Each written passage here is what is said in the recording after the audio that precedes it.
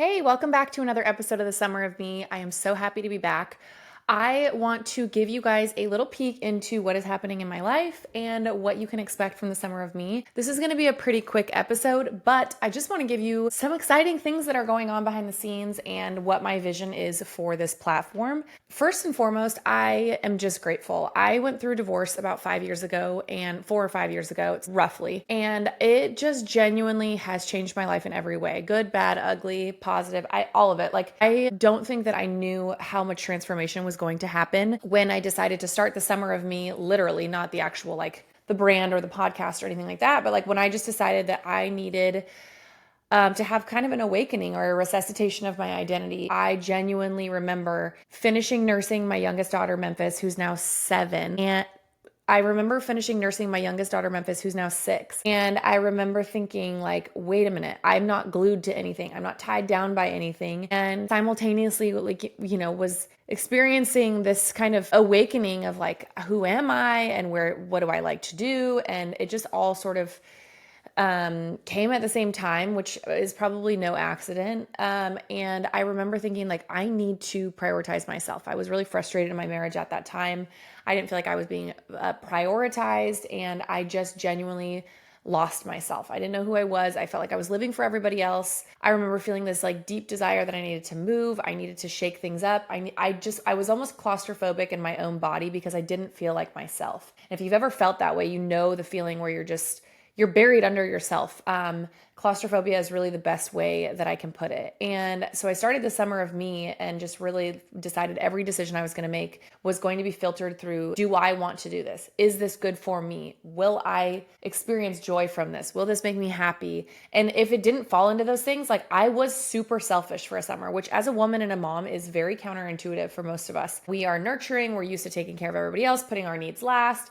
You are eating scraps of peanut butter and jelly for lunch. You're not making your sandwich first by any stretch. We all have eaten cold meals and all these things. And I think unless you have a partner who's extremely proactive about making sure that you're taken care of and you're being proactive, which so many of us just lose that ability to do so when we have kids, by necessity and otherwise. And so anyways, I think that I just genuinely decided I was going to be selfish for the summer. And what happened is I evolved into this person that I recognized, but was so unfamiliar with. And it took me some time to kind of figure out where I stood. The pendulum swung. I've told you guys this before. I had to kind of go off the deep end a little bit, jump off the bridge, have a little hoe phase, be like a little bit unruly, like all in not necessarily like in dangerous ways, just like I couldn't figure out who I was. And I needed to explore that. And, I think so often when we lose our identity, it's not like something we can just, pick right back up and put ourselves on. Like, we're different people. We've experienced different things. We have different feelings. We have different circumstances in our life. And so the Summer of Me was really such an evolution in my life. And like I've said before on this, it has sort of become a lifetime of choosing myself. And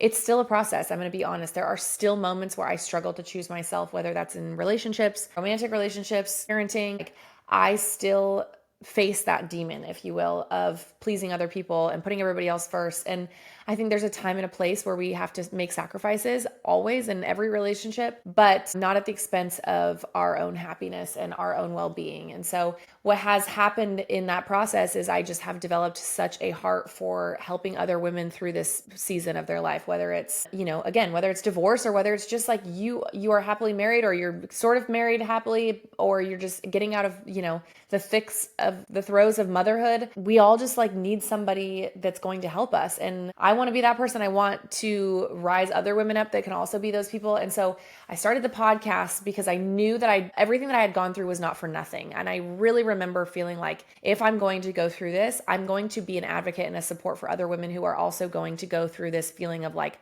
who the hell am I? And I want to inspire and empower women to figure that out and to be that person. And oftentimes it's not even finding a new person, it's reviving our old identity. And at the end of the day, like, you probably are already that woman. You've just buried all of these things about yourself in order to fit into the molds that everybody else needs you to be. So started with the podcast, and I have created a blueprint basically. And my heart with this was, I have gone through so much in the last 4.5 years. I'm unrecognizable inside and outside. And it has been such a journey, but it's not come without hours and hours and thousands of dollars of therapy and research and reading and self-reflection and just so much work. I feel like I am worked to the bone. Physically I work so hard. I have all these jobs. I have lots of streams of revenue, and mentally and emotionally, like I work. When I tell you, I like work my ass off. I do so much self-reflection. I do journaling. I do therapy. I do all sorts of different therapy modalities. I spend time researching myself and figuring out, like, why am I behaving this way? Why am I repeating this pattern? You can ask 5 or 6 of my very closest friends who I talk to a lot of this stuff about, and not always all at the same time, and sometimes it's one friend more than the other or whatever, but like I pride myself on the fact that like I know myself really well, and if there's something that I'm doing that I don't like and I can't figure out why, like I'm going to spend time investigating that part of myself. And so with the blueprint, I have taken my journey from day one, figuring out like, oh my god, I'm unhappy and I don't know who I am, all the way through like what my divorce looked like and what that looked like in terms of motherhood and reinvention and relationships with other men and all of these things. And I put it into this blueprint. And my hope is that you can take some of the lessons that I've learned and put them into your own life and hopefully make your journey easier. I know one of the things for me, like when I was even just beginning my divorce process, and so much of my divorce was a result of getting married really young and not knowing who I was and shape shifting to be somebody that I really wasn't, and kind of finally coming to terms with that. And there was no resource out there for what I was going through, right? Like there's stuff out there for women who have been abused, or for women who are dealing with an addict, or for somebody dealing with infidelity or whatever. What about the women who are like, wait a sec, this is not where I'm meant to be anymore, this is not who I'm supposed to be with?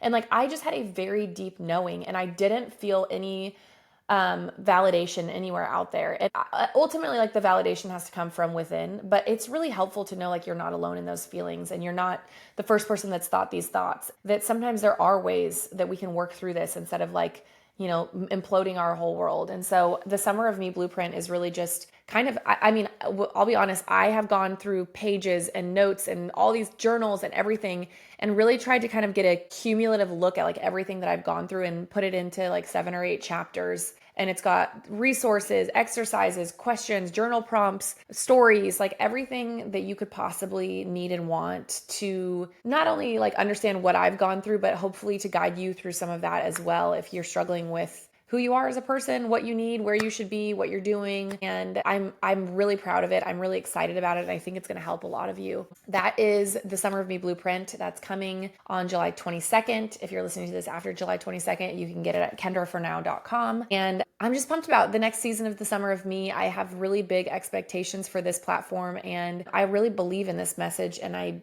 it's one of those things that's like, this sounds cheesy, but it's like, I feel like this is the message that I have been meant to deliver. And it feels like exciting to kind of step into that role of empowering and inspiring other women and just supporting them really through like all of these ups and downs. And, you guys have heard me say this 1,000 times, and it's not a quote that I invented, but at the end of the day, like we're all just walking each other home. And my goal is to hold your hand and walk you back to yourself. I'm excited for you to get your hands on it, and stay tuned for more episodes.